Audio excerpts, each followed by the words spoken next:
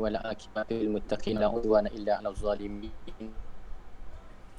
أشهد أن لا إله إلا لا شريك له وأشهد أن محمدا عبده ورسوله.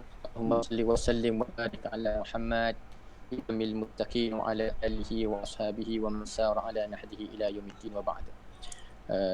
Sidang pendengar alam maya sekalian, alhamdulillah kita bersyukur kepada Allah Subhanahu Wa Taala kerana limpah kurnia daripada Allah Subhanahu Wa Taala sebagaimana yang dijadualkan insya-Allah pada malam ini.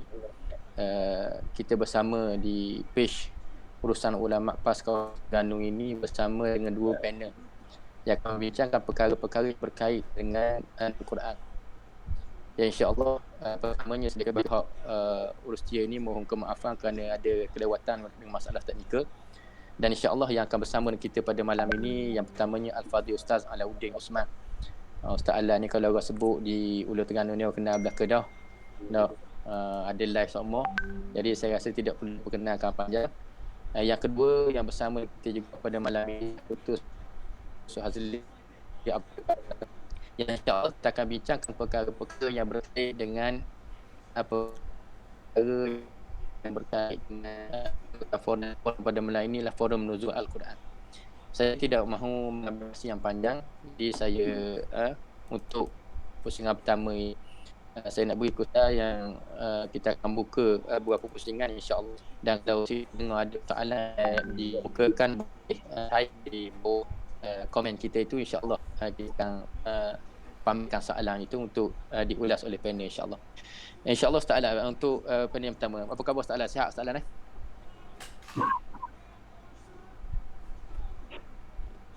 Ustaz Ala? Boleh dengar tak? Ya. Okey. Ustaz dah ni. Ustaz dah live dah Ustaz. Okey. Saya nak perkenalkan diri dah. Yang untuk pusingan pertama ni Ustaz. Bila kita bicarakan berkenaan dengan nuzul Quran ni, kalau kita tengok dalam Quran perkataan nazala itu disebut lebih kurang 260 kali dalam Quran Ustaz. Jadi bila kita sebut berkenaan dengan nuzul Quran ni, untuk permulaan ni boleh tak Ustaz ceritakan sikit berkenaan dengan peristiwa nuzul Quran dan hikmah berkaitan dengan hikmah pengajaran yang boleh kita ambil daripada peristiwa nuzul Quran ni Ustaz untuk pusingan pertama insya-Allah. Silakan Ustaz.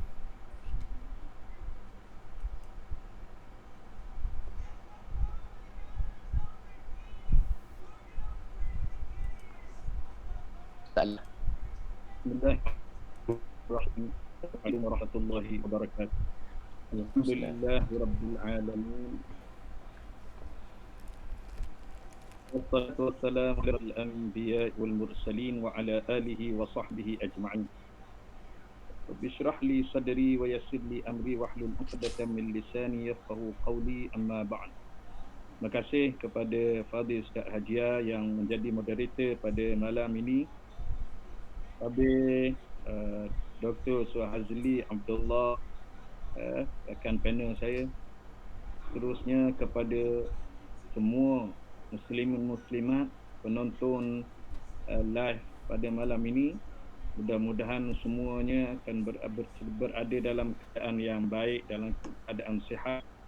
Alhamdulillah, malam ini kita berforum dan tajuk yang diberikan kepada kita masih lagi berkaitan dengan nuzul Quran. Berkaitan dengan nuzul Quran. Sebagaimana yang disebutkan oleh Ustaz Hajia tadi, dia kata ada 200 lebih perkataan yang berkaitan dengan kalimah nazala yang memberi makna turun, yang berkait dengan Al-Quranul Karim. Jadi bincang tu bukan nuzul tu, ya, bincang tu lah berkait dengan Quran. Nuzul tu betul, Quran tu penting. Nuzul tu dia berkait dengan Quran. Quran itulah fokus utamanya, bukan nuzul tu. Tapi kalau tak Quran tu tak nuzul, dia tak sapa juga kita. Jadi Al-Quran ni, apa dia Al-Quran? Al-Quran ialah kalamullah. Al-Quran ini adalah kalamullah. Iaitulah firman Allah Subhanahu Wa Taala. Yang bermula daripada surah Al-Fatihah berakhir dengan surah An-Nas. Itu semua itu adalah kalamullah. Bila kita sebut kalamullah, ialah kata-kata Allah. Maknanya perkataan ataupun Al-Quran itu ialah kata-kata yang dikeluarkan oleh Allah Ta'ala. Dan bila tersebut nuzul Quran, dia ada beberapa peringkat. Penurunan Al-Quran itu, dia bermula daripada Allah. Allah Ta'ala yang mengucapkan kata-kata. Kemudian daripada kata-kata Allah Ta'ala itu, wahyu Allah Ta'ala itu diletakkan di Lauh Mahfuz. Di Mahfuz. Itu peringkat yang pertama. Kemudian peringkat yang kedua, yang tersimpan, kalamullah yang tersimpan di Lauh Mahfuz itu, yang berbentuk yang dikatakan sebagai Al-Quran, kemudian diturunkan ke Baitul Izzah di langit dunia. Disebut di dalam hadis, ia diarah oleh 70,000 malaikat. Dan turun ke langit dunia sekaligus daripada Lauh Mahfuz turun ke Baitul Izzah. Kemudian daripada Baitul Izzah Allah Ta'ala turunkan pula Al-Quran itu dari Baitul Izzah kepada Nabi kita Muhammad sallallahu alaihi wasallam dalam tempoh 23 tahun, lebih kurang. Dalam tempoh 23 tahun. Jadi Al-Quran yang diturunkan oleh Allah Subhanahu wa Ta'ala itu adalah tujuannya sebagaimana yang kita sedia maklum, untuk menjadi hidayah dan petunjuk kepada manusia. Sebagaimana yang difirmankan Allah Ta'ala di dalam surah Al-Baqarah. Ayat dalam surah Al-Baqarah, Allah Ta'ala berfirman, "Syahr Ramadan alladhi unzila fihi al-Quran hudan lin-nas wa bayyinatin minal huda wal furqan." Allah Ta'ala sebut bulan Ramadan diturunkan padanya Al-Quran yang menjadi petunjuk dan mempunyai keterangan tentang petunjuk, menjadi pembeza di antara asas penurunan Al-Quran itu. Asas penurunan Al-Quran, tujuan utamanya ialah untuk jadi yang ni yang perlu kita bincangkan. Sebab hari ini Al-Quran, adakah kita telah menjadikannya sebagai petunjuk dalam kehidupan kita? Jadi ni mungkin kita bincang pula awalnya. Jadi saya suruh baliklah moderator. Jadi nak ceritanya, penurunan Al-Quran itu ada beberapa peringkat dan ia membawa satu mesej yang sangat penting kepada umat manusia seluruhnya, dan khususnya setiap orang yang beriman kepada Allah mesti mengetahui perkara ini, matlamat dan tujuan ini, dan tak boleh lari daripada tujuan dan matlamat ini. Yang paling besar ni jadi ni saya serahkan pula kepada moderator dan mungkin panel yang kedua, soalan-soalan yang akan diajukan oleh moderator. Silakan. Okey, terima kasih banyak-banyak Ustaz lah yang telah menjelaskan kepada kita berkenaan dengan peristiwa nuzul Quran. Apakah yang dimaksudkan? Dengar. Insya-Allah dengar. Apakah yang dimaksudkan dengan nuzul Quran dan juga apa yang apa pengajaran sikit sebanyak berkait dengan nuzul Quran. Insya-Allah untuk sambungan tu kita akan sambung pada pusingan yang kedua insya-Allah. Saya nak pergi kepada Dr. Suhazli. Doktor, bila kita sebut perkara yang disebutkan sebagaimana Ustaz Allah sebut tadi, iaitu Al-Quran ini Syahr Ramadan allazi unzila fihi al-Quran. Ustaz Allah baca Al-Quran. Hudan linnas wa pada bulan Ramadan ini diturunkan Al-Quran sebagai petunjuk kepada manusia. Wa bayyinatin minal huda. Yang menerang petunjuk di antara perkara-perkara yang betul dan perkara yang salah. Dalam konteks kita pada hari ini Doktor, berbetulan pada tahun ini kita sambut Ramadan ini dalam keadaan kita berada dalam keadaan PKP. Kawalan pergerakan kita ini, dan juga tidak adanya program berjemaah di masjid, surau dan sebagainya atas sebab untuk membendung ataupun untuk mengelakkan berlakunya penyebaran wabak itu. Berbalik kepada perkara ini Doktor, kita tengok dalam media timbul persoalan yang berkait dengan sah atau tidak puasa seseorang yang apabila berlakunya orang tu puasa, dibuat proses untuk bagaimana pengambilan sampel untuk ujian COVID. yang ada orang bincangkan kata pengambilan itu menyebabkan masuk dalam rongga, menyebabkan batal puasa dan sebagainya. Dari sudut perubatan bagaimana doktor? Dan kita tengok ada pendapat ulama berkenaan dengan perkara ini, dan kalau kita tengok dalam apa yang doktor tulis dalam Facebook doktor sebelum ni pun ada dihuraikan perkara ini. Boleh doktor bincangkan di sini untuk tatapan pendengar kita pada malam ini. Dipersilakan doktor. Bismillah, alhamdulillah, salatu wassalamu ala asrafil anbiya wal mursalin wa ala alihi wa sahbihi wa tabi'in ila yaumiddin. Wa qala rabbi israh li sadri wa yassir li amri wahlul 'uqdatam min lisani yafqahu qawli. Alhamdulillah, pertama sekali kita banyak syukur kepada Allah Subhanahu wa taala kerana dapat kita berforum nuzul Quran pada malam ini. Terima kasih kepada Fadil Ustaz Muhammad Hagia Sofia sebagai moderator, yang saya kasih juga Fadil Ustaz Alauddin Osman sebagai rakan panelis kita pada malam ini. Nampak seperti macam lari sikit apa yang telah diucapkan oleh Ustaz Ala tadi. Lepas tu nak masuk ke topik yang diberikan kepada oleh Ustaz kepada saya. Jadi nampak macam dok orang panggil puluk dok jadi lagu tu. Ustaz Ala royak dari segi falsafah, turunnya nuzul Quran, turunnya Al-Quran dan sejarah dan sebagainya. Tiba-tiba masuk bab fiqh. Jadi nampak lari sikit. Tapi rasanya memang ke arah situ jugalah yang kita akan bincang dalam tempoh setengah jam 45 minit ini. Cuma saya nak cuit sikit beberapa hikmah apabila seperti yang Ustaz Hagia sebut tadi, kita ni berada dalam PKP 1, 2, 3, 4. Lepas tu tambahlah ni pula B, bersyarat. Bersyarat. Sepanjang tempoh dalam 5 minggu, 6 minggu kita berada dalam PKP, dikekang kita punya pergerakan dan seumpama dengannya.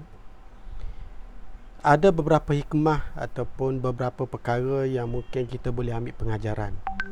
Dan insya-Allah ianya boleh dikaitkan dengan Al-Quran itu sendiri. Kerana Al-Quran itu adalah satu kitab yang menyeluruh, yang menjadi panduan kepada kita, di mana segala apa yang dinyatakan dalam Al-Quran itu dijelaskan satu persatu apa yang berlaku sejak daripada Nabi Adam, Nabi Muhammad SAW, umat selepasnya dan sehingga ke umat akhir ini dan sampai kiamat. Semua dijelaskan dalam Al-Quran. Cuma kita perlu gali dan seumpama dengannya. Kalau kita bincang lanjut, ada 4 perkara yang saya boleh ambil. Mungkin insya-Allah lepas ni Ustaz Ala ataupun Ustaz Gia mungkin boleh tambah dari segi nas-nas dan dalil-dalil yang berkaitan dengan, dikaitkan dengan Al-Quran, dengan PKP ini. Sebab tu anak kata lari saat ni sebab tak mau jawab lagi soalan tu. Okey. Yang pertama sekali apabila berlakunya PKP, kita belajar ilmu baru. Apa ilmu baru yang kita belajar? Iaitu ilmu internet. Yang sebelum ni kita hanya berhubung secara berdepan, kita pergi semayang, kita berjemaah dan sebagainya.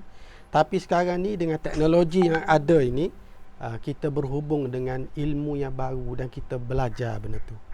Walaupun saya rasa Ustaz Ala, Ustaz Anas sendiri ni adalah Gen X, generasi X. Ustaz Ala, Ustaz Ia tu generasi Y. Tapi generasi X ni biasa dia akan catching generasi Y supaya sentiasa bersaing. Teknologi ni, kalau kita gali semula di dalam Al-Quran itu banyak yang menyentuh berkaitan dengan teknologi. Berkaitan dengan sains. Sehingga ada ulama mengatakan bahawa kalau orang sains baca Al-Quran, dia akan mengatakan bahawa kitab Al-Quran itu adalah kitab sains. Bagi orang yang perubatan, doktor perubatan, apabila dia tengok dan dia baca Al-Quran, dia kata, Al-Quran ini sebenarnya kitab yang menyebut tentang perubatan.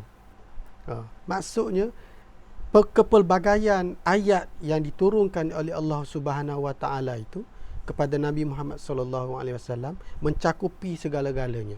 Begitu juga dengan kalau orang sejarah, kalau orang belajar geografi dan seumpama bidang dan sebagainya, dia akan mendapati bahawa Al-Quran itu adalah satu yang lengkap. Termasuk ilmu teknologi ini, yang mungkin kita boleh gali dan kita belajar bagaimana teknologi ini boleh membantu kita, yang sebenarnya ia adalah daripada hasil daripada apa yang dinyatakan oleh Al-Quran itu sendiri. Yang kedua, apabila marinya PKP, marinya Ramadan, kita ada banyak masa dan banyak luang. Banyak masa dan banyak luang.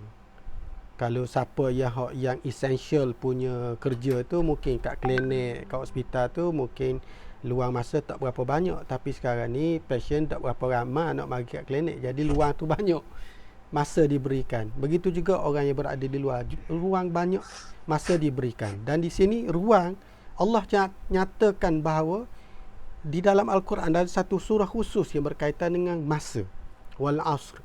Di mana bila kita ingin mengisi ruang dan luang itu, kembali semula kepada surah wal asr itu. Dan banyak lagi mungkin dalam surah-surah yang lain menyentuh tentang masa. Yang ketiga, apabila kita berada dalam bulan Ramadan dan dengan PKP ini, kita sebenarnya menjadi seorang yang family centric. Kita banyak berada bersama keluarga, family centric. Biasa sebelum ini kita pergi ke community centric, kita berhubung dengan orang, kita pergi masjid, kita pergi pasar, kita bermuamalah secara fizikal dengan orang.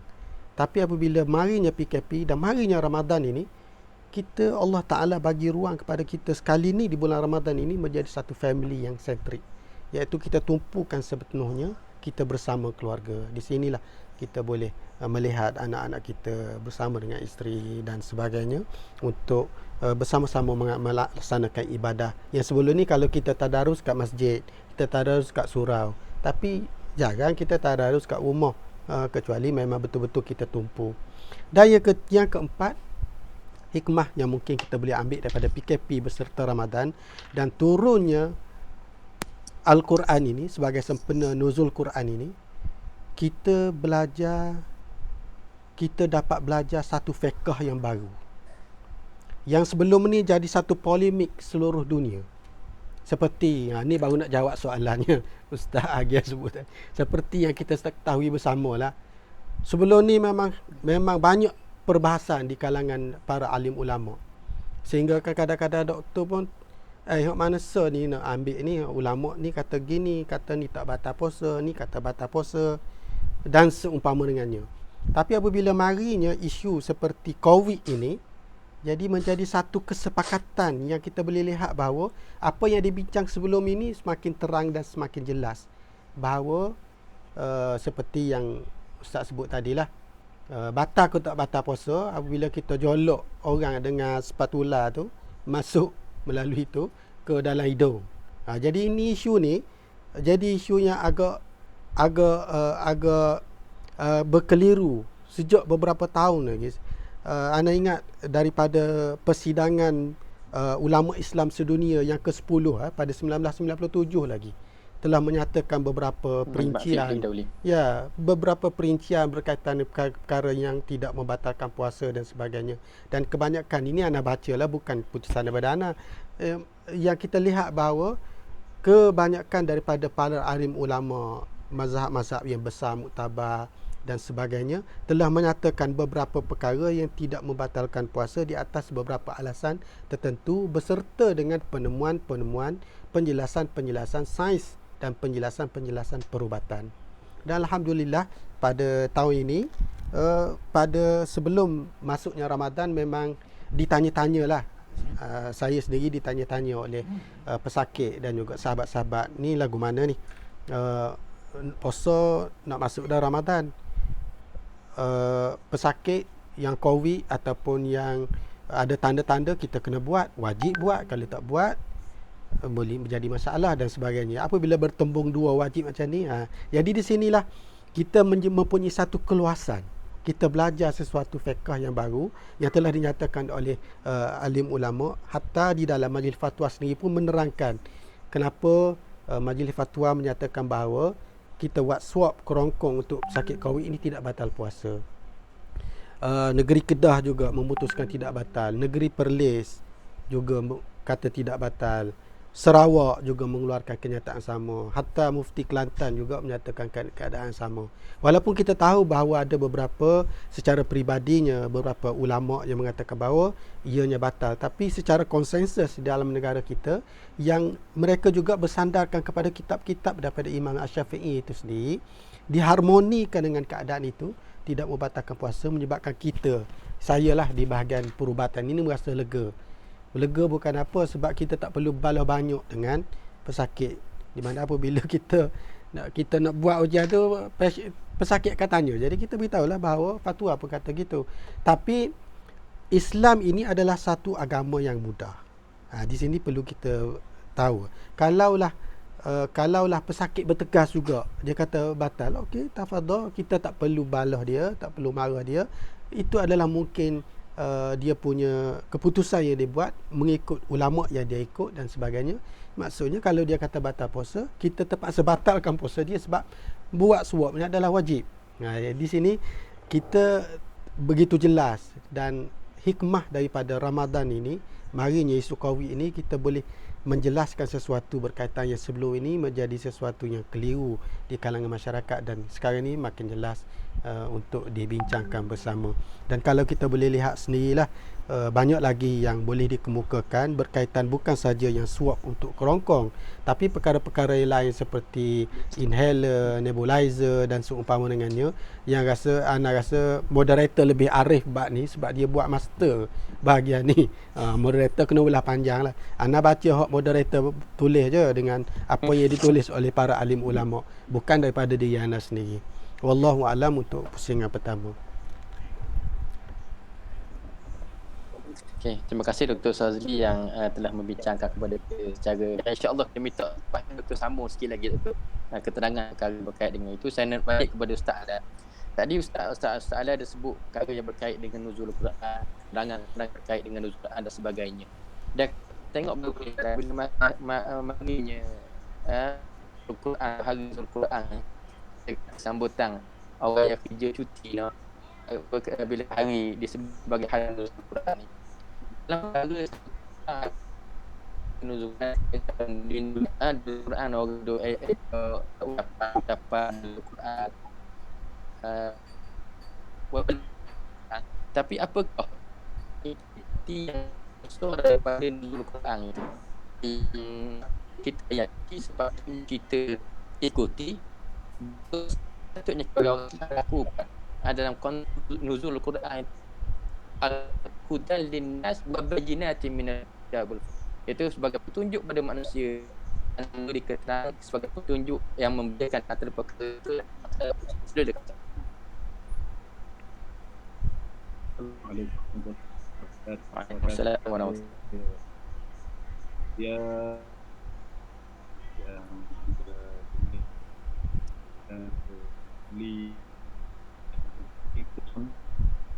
cerita tentang nuzul Quran. Alhamdulillah, tadi subhanahu wa ta'ala bukan Al-Quran.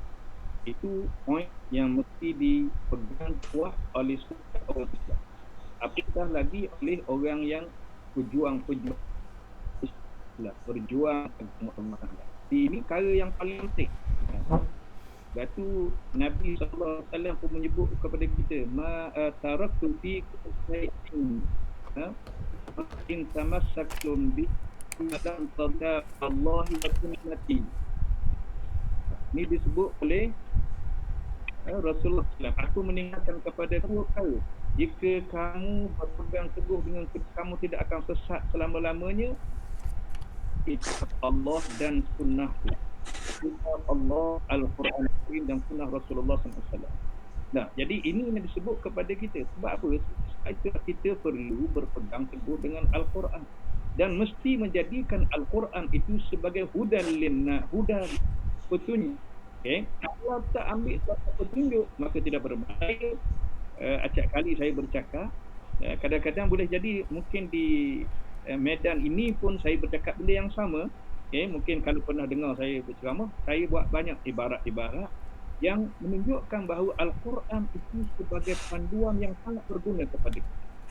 Contoh, saya kata dulu saya pernah ceritakan, mungkin di sini ada yang tak pernah dengar lagi, Al-Quran itu mesti diletakkan di hadapan. Letak di hadapan, kalau letak di belakang, kita tidak tengok kepada Al-Quran. Yang pertama. Yang kedua, kita kena baca Al-Quran. Yang ketiga, kita kena faham Al-Quran. Tadabbur. Berapa? 4. Kena hayati dan amalkan dalam kehidupan. Ini saya kira 6 perkara sangat penting. Saya ulang sekali lagi. Semua mesti beri perhatian tentang 5 perkara ini. Bermula diletakkan Al-Quran di hadapan. Kemudian kita baca. Selain baca, kita kena faham. Faham, kena tabur lebih mendalam. Kemudian hayati. Dan amal. 6 perkara. Amal. Jadi ini 6 perkara ni, saya buat contoh dashboard kereta. Kita tahu belakang, kita naik kereta belakang tau. Dashboard kereta tu, kereta duduk mana? Dashboard kereta duduk depan. Di depan kereta, depan driver tu ada petunjuk situ. Saya sebut petunjuk. Saya nak ada persamaan dengan Al-Quran. Tak ada kereta, dashboard dia duduk belakang, ada tak? Tak ada. Tak ada. Sebab apa tak duduk belakang? Sebab nak tu orang tengok. Mesti duduk depan mula-mula. Kalau dia stop belakang dah, jawab dia awal-awal dia tak tengok lah. Maka dia tak tengok, macam mana nak dapat petunjuk? Tak dapat petunjuk. Allah Ta'ala pun sebut dah. Sebab orang yang tidak beriman kepada Allah Ta'ala, dia apa? Allah dia letak Quran mana? Takkan dia kita orang umat zaman dahulu, kita orang Yahudi, orang Nasrani, kenapa mereka itu dimurkai oleh Allah Subhanahu Wa Taala? Dia kita bawahi wara'a zuhurihim. Mereka letak kitab di belakang. Jadi dashboard mesti kemudian dalam dashboard tu dia ada petunjuk. Kalau minyak kurang satu kita dapat kurang, kita faham tu ni tak boleh mesti minyak dulu. Ataupun kita tengok temperature naik pakatah. Pakatah merah. Kita pun boleh tengok RPM tu. Kita boleh tengok meta. Kita boleh tengok kalau tak ada minyak lenda, dia akan keluar. Tak pakai tali pinggang seleda. Ada bunyi lagi. Ada bunyi, ada lapu pula. Semua tu duduk depan. Duduk depan belakang. Tapi kalau kita ada dah duduk depan dah. Ini satu hal. Tadi satu hal belakang. Tapi duduk depan. Duduk depan tak baca. Awak tak tengok ke depan ke isyarat tu. Jadi bila tak beli, dia pandai bawa kereta. Tengok dia tak tengok dah ke dashboard tu. Dia lalu tak tengok bawa kereta. Tengok kot cermin depan tu je. Tak dashboard ni dia tengok lagu mana. Dah handbrake dah awak turun. Berat kereta. Tak peduli. Dah, minyak tak ada. Apa akan jadi? Temperature naik di jalan juga. Apa akan jadi? Rosak kereta tu. Sebab apa? Dia bermula satu, kalau duduk depan dah tapi tak tengok pula. Boleh jadi dia tengok tapi masih tak kerti bahasa. Tengok dah. Tapi itu natang dia. Ni orang jahil. Dia dah baca Quran, boleh jadi dia tengok dah tapi dia tak faham. Dia tengok saja dia. Kenapa tengok begini? Apa yang naik atas turun? Apa hak ni begini? Maka dia tak faham, dia tak boleh baca. Dia baca tapi dia tak boleh baca makna dia. Dia tak tidak terjadi kok. Dia akan jadi kok. Dia bawa kereta tapi dia tak minyak dok pun dia faham juga. Maka dia akan bawa kereta dalam keadaan yang sudah selamat. Akan mampu tengah jalan dan sebagainya. Okey. Kemudian selain daripada itu, kita akan lihat dia ni Saya kata dia menjadi petunjuk. Petunjuk. Sebagaimana Al-Quran menjadi petunjuk kepada kita. Perjalanan hidup kita adalah suatu perjalanan. Hidup itu adalah suatu perjalanan. Islam adalah kenderaan kita berjalan di atas muka bumi. Dashboard kepada Islam itu ialah Al-Quran yang memandu arah kita menuju ke alam akhirat. Mesti tiap-tiap orang daripada kita perlu beringat ini. Kalau kita tidak melihat kepada Al-Quran, tidak membaca Al-Quran, tidak beramal dengan Quran, reti dah baca tapi buat tak reti bahasa je. Ada gambar orang alim tapi tak reti bahasa dengan Quran. Dia bukan tak reti bahasa, dia faham tapi dia tak mau ikut. Gitu, dia tak mau ikut. Zaman dulu gitu. Qarun antara orang yang hafal kitab Taurat. Disebutkan Qarun. Qarun, Nabi sepupu kepada Nabi Musa. Dia katakan dia ada sepupu kepada Nabi Musa alaihi salam. Dan dia di antara 3 orang yang menghafal kitab Taurat. Tapi apakah Qarun ikut kitab Taurat yang diturunkan kepada Musa alaihi salam? Akhirnya dia menjadi sesat. Akhirnya dia ditenggelamkan oleh Allah, ditenggelamkan dalam bumi. Kenapa? Kerana tidak ikut petunjuk Allah Subhanahu Wa Taala. Sebab itu kita dengan Al-Quran tidak boleh bercerai. Tak boleh bercerai. Mesti kita patuh, mesti kita taat. Sebab tu saya kata untuk patuh taat nak kena mula dengan baca. Saya ulang lagi. Mula dengan baca, mula dengan tengok, baca. Apa lagi? Kemudian faham, tadabbur, hayati amal. Hayati amal dalam kehidupan. Ini perjalanan yang mesti dijaga oleh semua orang yang mengaku dengan kepada Allah. Saya katakan lebih-lebih lagi orang yang mengaku berjuang agama Allah Subhanahu Wa Taala. Jangan tinggal Al-Quran sama sekali. Saya faham, memang mempelajari Al-Quran adalah payah. Ramai orang kita, orang muda-muda, kita minta dia belajar Quran. Jangan malu belajar Quran. Dia kena bermula di situ. Jangan malu belajar Quran. Mula belajar Quran. Nanti kita akan belajar perlahan maknanya. Sampai kita belajar baca. Kemudian kita cuba amalkan. Tapi kalau kita langsung tak faham, ia akan membawa masalah kepada kita. Membawa masalah kepada kita. Kerana perjalanan kita jauh. Tetapi kita tidak melihat kepada panduan yang telah disediakan oleh Allah Ta'ala. Apakah kita akan buat atau destinasi kita yang kita inginkan tiba-tiba kita ke neraka Allah Ta'ala. Kenapa? Kerana panduan yang kita ada, yang diberikan oleh Allah, kita tidak patuh, tidak baca, kita tidak amal dalam kehidupan kita. Banyak lagi perumpamaan. Saya suruh ada moderator pula. Jadi kita pakai ambil peringatan, biar kita dapat gambarkan, kerana saya tulis contoh dashboard kereta, masing-masing tengok, masing-masing ada kereta, dan masing-masing faham apa yang saya sebutkan tadi. Begitulah perumpamaan Al-Quran dalam kehidupan kita.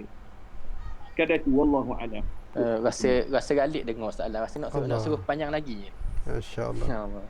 Ibarat yang dibuat. InsyaAllah kita akan ada pusingan ketiga, Doktor. Berbalik kepada Doktor pula, Doktor. Kalau kita tengok tadi, Doktor telah menyebutkan sikit perkara yang berkait dengan kesihatan dan seumpamanya. Ada saya terjumpalah beberapa perbincangan yang berkait dengan bacaan Quran dan sebagainya kepada organ manusia, kepada kesihatan itu sendiri. Di antaranya dalam majalah satu artikel Detik Islam yang bertarikh 10 Oktober 2012, kenaan dengan pengaruh bacaan Al-Quran pada saraf, otak dan juga tubuh, organ tubuh. Antara lain menyatakan, dia sebut dalam kenyataan itu, dia kata tidak ada lagi bacaan yang dapat meningkatkan terhadap daya ingatan dan memberikan ketenangan kepada seseorang kecuali membaca Quran. Dan disebutkan oleh seorang Dr. Qadi, iaitu seorang doktor di Klinik Besar Florida, Amerika Syarikat, dalam pembentangan yang dibuat satu laporan sebuah kajian yang disampaikan di Persidangan Pertubuhan Islam Amerika Utara pada tahun 1984, menyebutkan berkenaan, dia menyatakan bahawa Al-Quran terbukti mampu mendatangkan ketenangan sehingga 97% bagi mereka yang mendengarnya.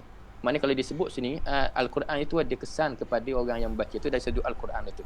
Bagaimana pula ada atau tidak dari sudut kesihatannya berkait dengan orang yang pada sembahyang dan seumpamanya, adakah dari segi apa yang diperintahkan puasa itu sendiri, ada segi kesihatan dan sebagainya, mohon doktor jelaskan kaitan dengan perkara tersebut. Silakan doktor. Okey, terima kasih kepada Fadil Ustaz sebagai moderator, Fadil Ustaz Ala dan semua penonton yang menonton forum Nuzul Al-Quran pada malam ini. Saya masih lagi tak boleh lari daripada isu PKP. Isu PKP ya. Sebab kita memang seolah-olah macam terkurung dengan PKP dan mungkin mempunyai beberapa kesan yang tertentu. Terdapat banyak kajian dan beberapa kajian yang boleh saya ambil daripada apabila berlakunya PKP, apakah kesan kesihatan kepada manusia. Antaranya, pada peringkat awal PKP, manusia akan terkesan dari sudut ekonomi. Paling tidak dalam tempoh 2 minggu, 3 minggu berlakunya PKP, perkara yang pertama yang akan memberi kesan yang besar kepada manusia secara keseluruhannya adalah ekonomi. Dan apabila kita lihat dalam negara kita sendiri, hampir separuh daripada penduduk rakyat negara kita ini bekerja sendiri. Maksudnya kais pagi makan pagi, kais petang makan petang. Kalau dia tak cari makanan untuk hari itu, tak cari nafkah untuk hari itu, jadi untuk sehari dua mungkin bolehlah ada dia punya tabungan kat rumah. Tapi setelah melalui satu proses yang agak lama, yang agak panjang, dalam tempoh 2 minggu, 3 minggu, 4 minggu, ni kesan ekonomi akan mula dilihat. Mula dilihat. Yang kedua, kesan yang telah dibuat beberapa kajian adalah kesan penjagaan kesihatan penyakit-penyakit tidak berjangkit. Penyakit-penyakit kita tahu COVID dan seumpama dengannya. Ini memang kesan yang kita telah ketahui bersamalah. Sampai ke sekarang ni lebih kurang dalam seluruh dunia 4.3 juta telah dijangkiti oleh COVID dan yang mati adalah 294,000. Dalam negara kita petang tadi, Datuk Ketua Pengarah Kesihatan telah mengisytiharkan bahawa terdapat 37 kes baru dengan yang sembuh 58. Ada 2 kematian dan total jumlah kes dalam negara kita 6,779. Walaupun dalam seluruh Asia Tenggara ni kita dikira sebagai yang dapat mengawal jangkitan COVID ni dengan baik, tapi kita perlu perhatikan bersama kesan-kesan COVID itu amat berpanjangan, terutama sekali dalam jangka masa yang panjang, iaitu seperti yang saya sebut tadi, penyakit-penyakit yang tidak berjangkit. Contoh penyakit tidak berjangkit dipanggil non-communicable disease, NCD. Contohnya apa? Cimani, darah tinggi. Orang sengaja buat alasan tak pergi ke klinik sebab dia kata PKP, jadi nak sambung ubat ke mana? Sedangkan kita di Kementerian Kesihatan, kita beritahu mari ke klinik, tak ada masalah. Bagilah alasan ke polis yang roadblock bahawa kita ada appointment dengan doktor. Tak ada lagi setakat ni orang kena takat akibat nak pergi appointment klinik dan seumpama dengan ni. Jadi dia buat alasan orang untuk tidak keluar dan sebagainya, terutama sekali apabila untuk dapatkan rawatan yang sepatutnya. Dan kesan yang paling sukar kita nampak yang kita panggil kategori NCD ni adalah setelah melalui beberapa fasa yang tertentu, didapati secara panjangnya, secara jangka masa panjangnya, ia memberikan satu kesan mental kepada manusia. Dia terkurung kat rumah, tak boleh pergi mana, nak buat kerja pun tak boleh, exercise tak kat mana je, duduk berlari atas rumah dan seumpama dengannya. Jadi memberi satu tekanan kepada manusia. Dalam kajian yang lepas, dalam negara kita sendiri, tekanan macam mana dia boleh berlaku? Pertama, boleh meningkat kejadian keganasan rumah tangga. Sebanyak 57% aduan yang telah dibuat aduan melalui talian Nur Kasih, meningkat 57%. Aduan tersebut melibatkan keganasan rumah tangga. Sama ada suami buli isteri, isteri buli suami, mak ayah buli anak-anak dan anak-anak tak dengar kata. Itu menjadikan masalah yang timbul dalam keluarga. Itu dari sudut keluarga. Tetapi setelah dikaji dengan lebih lanjut, secara individunya kita dapati bahawa jumlah orang yang berada dalam kita panggil kategori kesihatan mental yang teruk meningkat di musim PKP. Sama ada dia murung ataupun dia anxiety. Anxiety maksudnya dia rasa risau, dia rasa gugup, dia rasa takut dan seumpama dengannya tanpa sebab yang khusus ataupun mungkin atas sebab yang khusus. Dan yang ketiga, stres. Jadi 3 perkara ni kalau kita nilai memang ramai. Sehingga kan kami di pihak perubatan menubuhkan beberapa agensi tertentu dalam Kementerian Kesihatan sendiri dan juga beberapa NGO.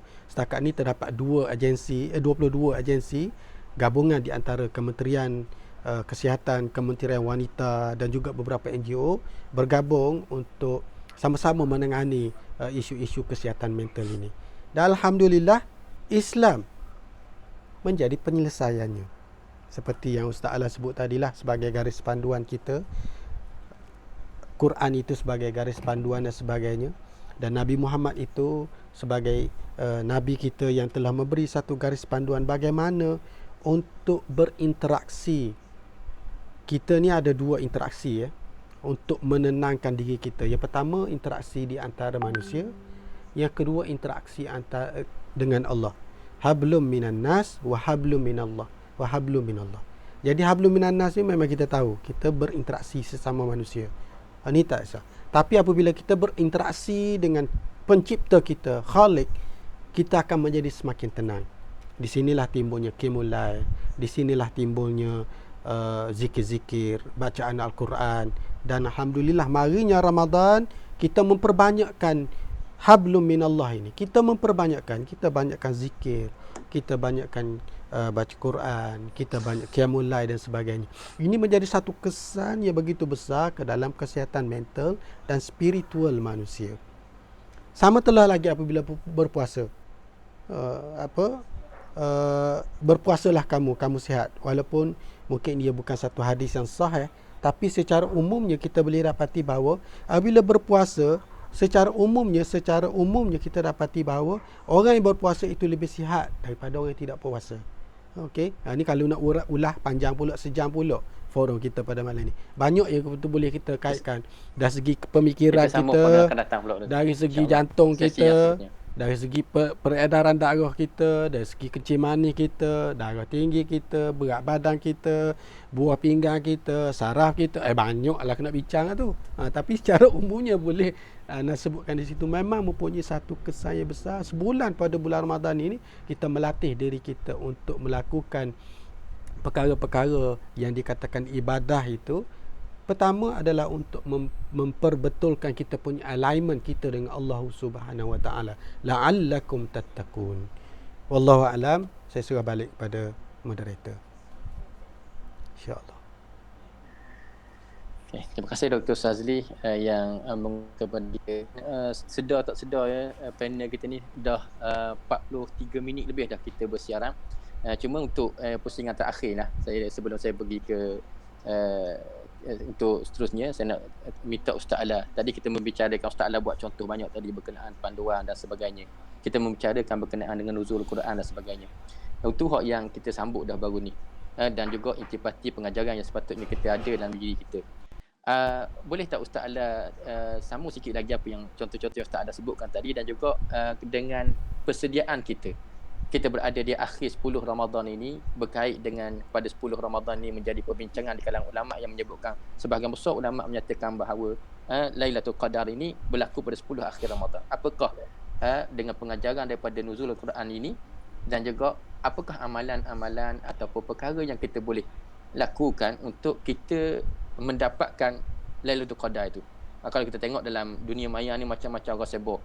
Kalau belum puasa hari ni Lailatul Qadar pada malam 20 ni, puasa hari ni malam ni. Sedangkan tidak ada pun yang jelas secara muktamad disebut oleh para ulama. Semua itu adalah perbezaan pandangan di kalangan ulama, yang kalau kita bincangkan tarikh itu memerlukan masa yang panjang dan sebagainya. Tapi apa yang lebih penting daripada intipati itu, apakah yang kita boleh lakukan untuk kita mendapatkan amalan dan mendirikan ibadah pada malam qada itu. Sehingga kalau kita sebut kalau balik pada hadis Nabi yang Nabi sebut man qama ramadhana imanan wa ihtisaban. Itu satu. Dan bagi orang yang boleh mendirikan ibadah pada malam Ramadan. Bagaimana mendirikan ibadah pada malam Ramadan dan bagaimanakah mendirikan ibadah pada malam Lailatul Qadar itu sendiri. Kalau berpeluang dengan ini, apa yang kita kena lakukan? Silakan Ustaz.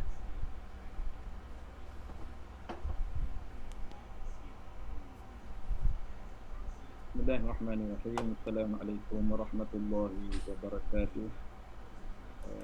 Alhamdulillah. Terima kasih kepada Ustaz Adia, pada Ustaz Dr. Suhazli Abdullah, seterusnya kepada semua penonton-penonton dan pendengar yang dirahmati Allah Taala. Sebelum saya masuk pada Lailatul Qadar ni, saya sebenarnya banyak perumpamaan, tapi dia nak suruh nampak sikit lagi tentang Quran. Saya ada beberapa perumpamaan. Saya tak terang belaka nak sebut contoh, bagi boleh fikir sendiri. Yang pertama, Quran ni boleh diibarat kompas. Boleh dianggap seperti wow, layang-layang. Boleh dianggap seperti apa benda ni, waves. Boleh dianggap sebagai guide book. Untuk kita melancong dan sebagainya, kita perlu kepada buku panduan, ada peta, ada sebagainya. Maka itu beberapa perkara lah. Dan saya nak sebut satu lagi lah, kita hari ni kalau nak pergi ke Kuala Lumpur tu, dan saya pun bila tengok bukan kita saja yang jarang pergi Kuala Lumpur ni, kita pakai Waze. Kita naik Grab, tengok driver Grab pun pakai Waze. Naik taksi, pakai taksi pun pakai Waze. Kita memanglah biasa kalau kita pergi sendiri pakai Waze lah. Waze ni cukup membantulah, kita kata lah. Cukup membantu. Sebenarnya seluruh dunia sebenarnya.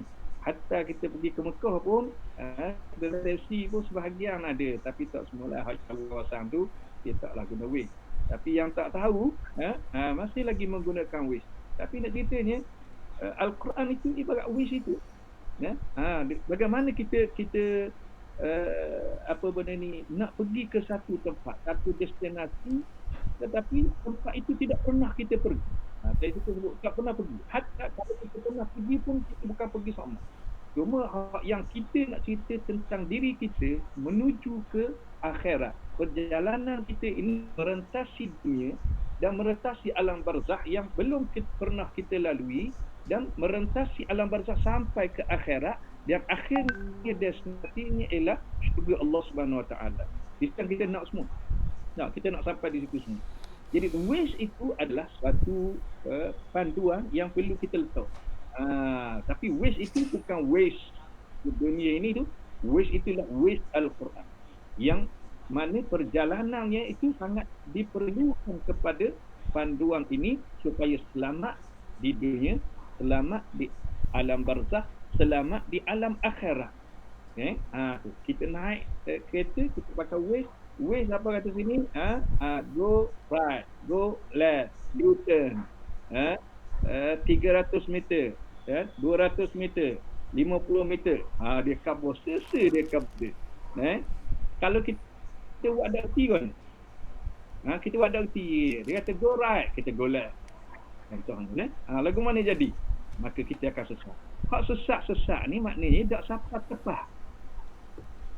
Tu kita kena faham apa yang mana sesat tak sampai tepat. Kalau kita nak pergi, tiba-tiba sampai tempat lain. Sebab apa? Kerana kita tak ikut panduan. Maka Al-Quran itu membawa kita, kalau kita ikut molek Al-Quran kata go right, kan kita dia dapat. Maka kita kalau ikut betul Waze Al-Quran ini, kita akan sampai ke destinasi, itulah syurga Allah SWT. Tapi bila kita anda muah bangun kali tutup kita pun buat pandai gitu, sedangkan tempat kita tak pernah pergi, maka kita akan baik, balik kepada tentang Lailatul Qadar. Jadi alhamdulillah, malam ini adalah malam yang ke-21. Malam yang ke-21. Dan kita berada 10 terakhir. Disebut Rasulullah iltabisu al-ashr al-awakhir. Iltamisuha fi ashr al-awakhir witran. Dia sebut tu. Carilah Lailatul Qadar itu pada malam 10 terakhir daripada malam-malam Ramadan, pada malam-malam yang ganjil. Itu disebut. Ada hadis yang umum sebut 10 Ramadan terakhir. Maknanya dia tak sebut yang ganjil ke apa. Tak sebut. Yang penting bagi kita ialah sekarang kita semua mesti bekerja keras. Mesti berusaha untuk beramal. Bukan hanya untuk tahu. Untuk tahu tu tak penting. Kalau tahu tak beramal, nak buat apa? Terutama 10 terakhir ini kita dah sama dengan PKP dulu.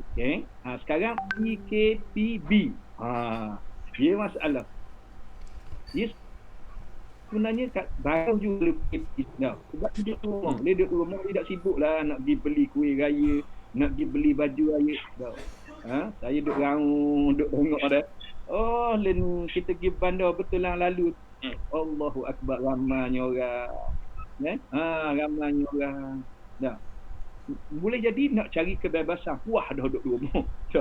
Jadi belang-belang di beli baju raya, beli kursi raya, beli kuih raya, macam-macam. Macam-macam. Jadi kita nak ceritanya ialah kita bimbang dengan godaan-godaan ini. 10 terakhir Allah Ta'ala beri kita satu peluang yang tidak ada selain daripada Allah. Tidak diberikan kepada umat terdahulu. Tak beri. Dia beri kepada umat Muhammad sallallahu alaihi wasallam saja. Inna anzalnahu fi lailatul qadr. Lailatul qadri khairum min alf. Wa ma adraka ma lailatul qadr? Lailatul qadri khairum min alf. Sesungguhnya Quran itu diturunkan pada malam Qadar, dan tahukah kamu apakah itu malam Qadar? Malam Qadar itu malam yang lebih baik daripada 1000 bulan. Itu pula Allah nak cari dua ni. Cari dua ni. Tapi dalam masa yang sama 10 terakhir lah godaan-godaan tu. Jadi kita biar godaan ini. Sebab itu kena ingat. Salamun hiya hatta matla'il fajr. Malam Qadar itu sejahtera sehingga terbit fajar. Tapi waktu malam saja.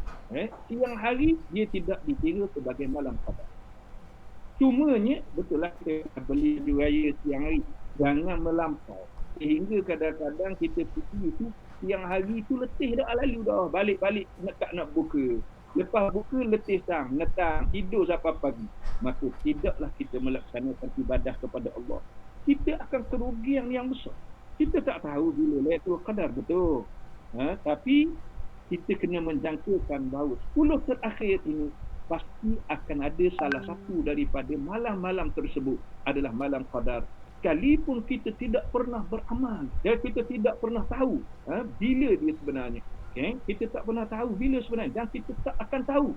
Boleh jadi tak akan tahu bila. Maka kita tetap, bila kita beramal 10 terakhir itu, tiap-tiap malam kita akan dapat ganjaran pahala yang besar di sisi Allah Subhanahu Wa Taala. Jadi kita kena beri perhatian. Walaupun alim ulama mengatakan, alim ulama kata ada apa benda ni, tanda-tanda Lailatul Qadar itu. Ada yang mengatakan malam yang sunyi. Salatkan anjing pun tak ada. Maknanya gitu. Dia tengok angin pun apa benda ni tidaklah bertiup kencang. Kemudian malamnya cerah, seolah-olah bulan mengambang, tapi bulan mengambang 15 hari bulan. Ini 10 terakhir, tapi cerah. Tidak berawan. Tak berawan. Siang harinya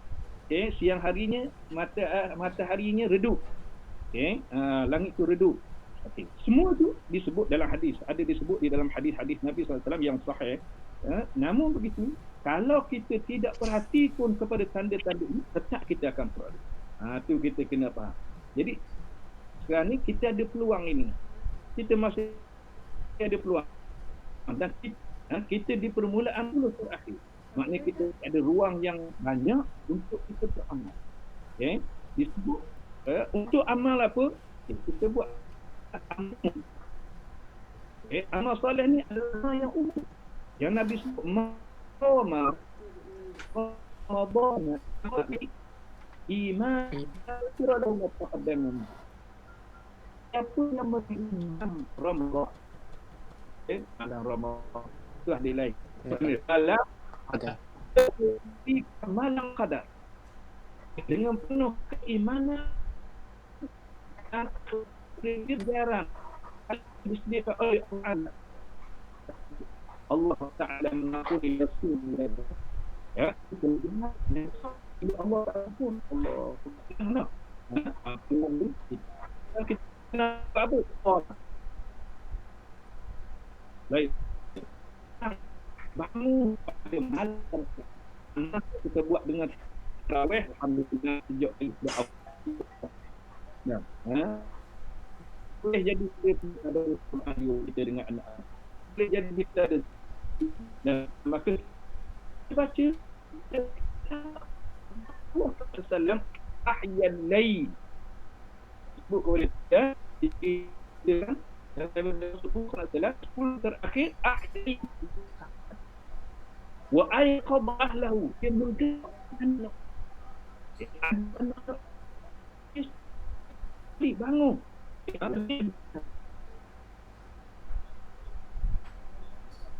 umat kainnya bersuruh dikit lah.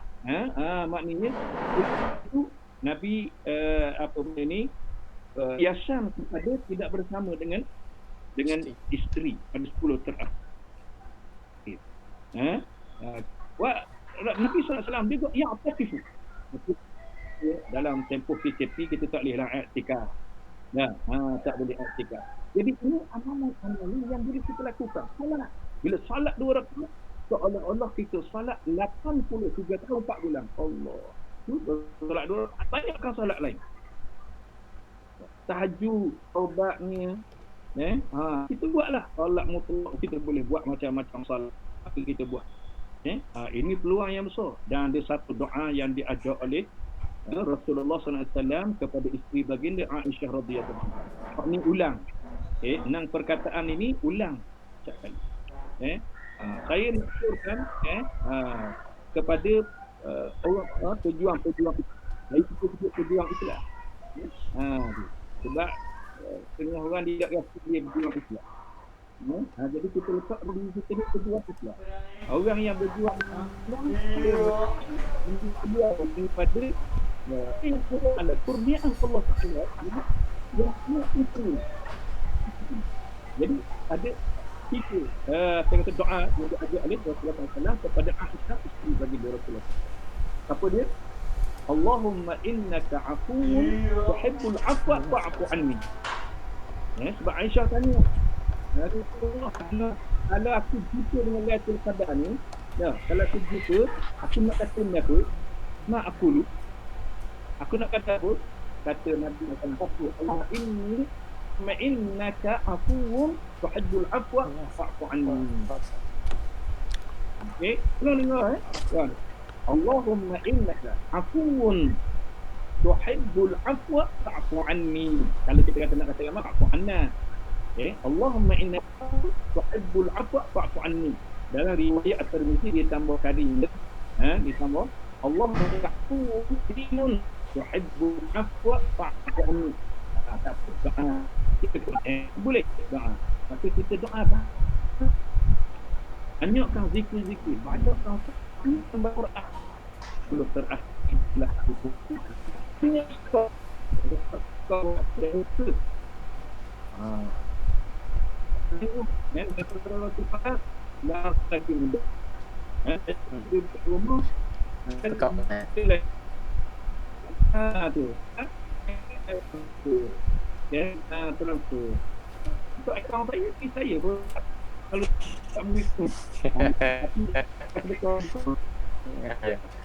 Ta'ala dari tipu. Adukan ataupun apa ni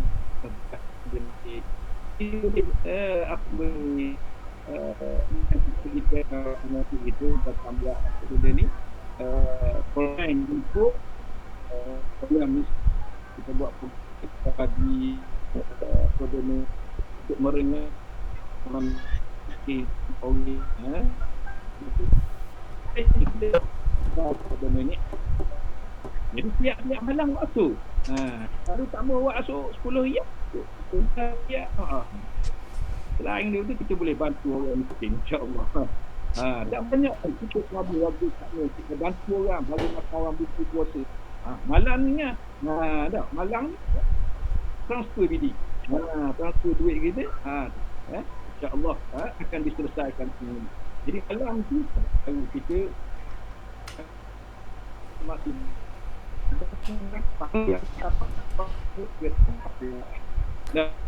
dia telah tak macam kalau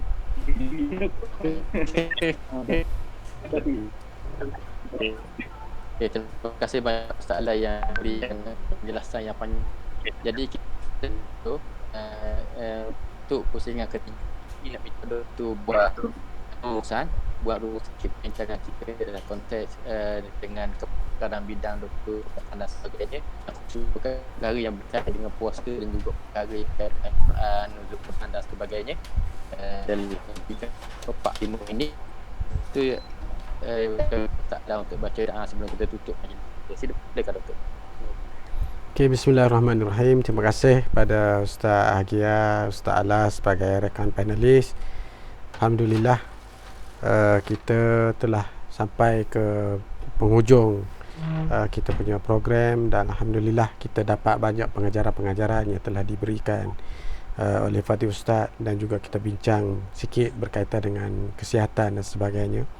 Apa yang boleh kita simpulkan bahawa Al-Quran itu adalah satu panduan yang diturunkan oleh Allah Subhanahu Wa Taala kepada umat manusia secara keseluruhannya, memberikan kepada kita banyak hikmah-hikmah serta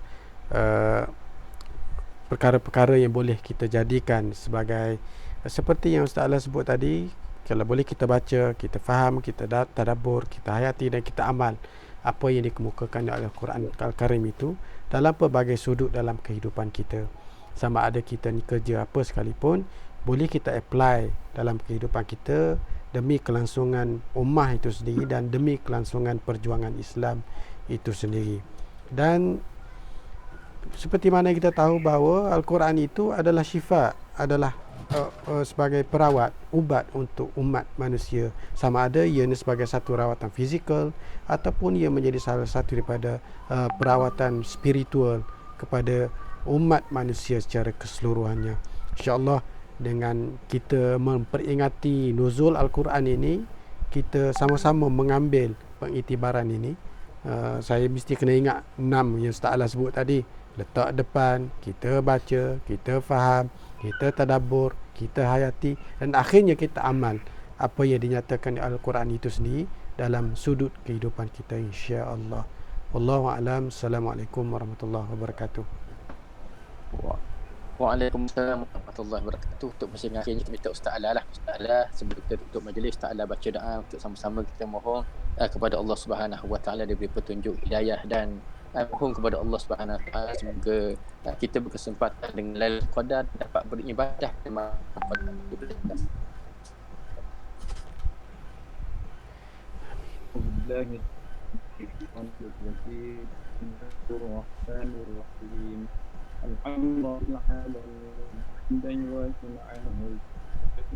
Ya Rabbana lakal hamdu kama yanbaghi li jalali sultanik. Allahumma la sayyidina Muhammadin wa al-adhan wa shifaa nuti abdallah wa ala alihi wa sahbihi وَجَعَلْ جَمْعَنَا جَمْعًا مَرْحُومًا وَخَلِيلًا عَلِيكَ وَرَحْمًا وَلَا تَجْعَلِ اللَّهُمَّ فِينَا مَحْرُومًا وَلَا مَقْبُولًا وَلَا مَحْرُومًا اللهم آتِيَ تقواها وزكها أنت كلها أنت وليها ومولاها اللهم اجعل القرآن العظيم عقلنا وصدورنا وجلاء أحزاننا وذهاب همومنا وغمومنا اللهم ارحمنا بالقرآن واجعله لنا إماما ونورا وهدى ورحمة. اللهم ذكرنا منه ما نسينا وعلمنا منه ما جهلنا واجعله لنا حجة يا رب العالمين. اللهم إنك تعلم أن هذه قد اجتمعت على محبتك والتقت على طاعتك وتوحدت على ذكرك وتعاهدت على نصرتك واتق اللهم راحتنا وأدمنا انتهاء هذا الهم وشعص وخير الإيمان بك وجميع توكل عليك وحيها بمعرفتك والشهادة في سبيلك إنك نعم المولى والنصير. اللهم إنك عفو كريم تحب العفو فاعف عنا. اللهم إنك عفو كريم تحب العفو فاعف عنا. اللهم إنا نسألك رضاك والجنة ونعوذ بك من سخطك والنار. اللهم إنا نسألك الجنة وما قرب إليها من قول وعمل ونعوذ بك من النار وما قرب إليها من قول وعمل. الله ربنا تقبل منا دعاءنا وصلاتنا وصيامنا وركوعنا وسجودنا وسلم تكبيرنا يا الله انك السميع العليم. اللهم ارزقنا ليلة القدر والعمل فيها يا رب العالمين. اللهم ارزقنا ليلة القدر والعمل فيها يا رب العالمين.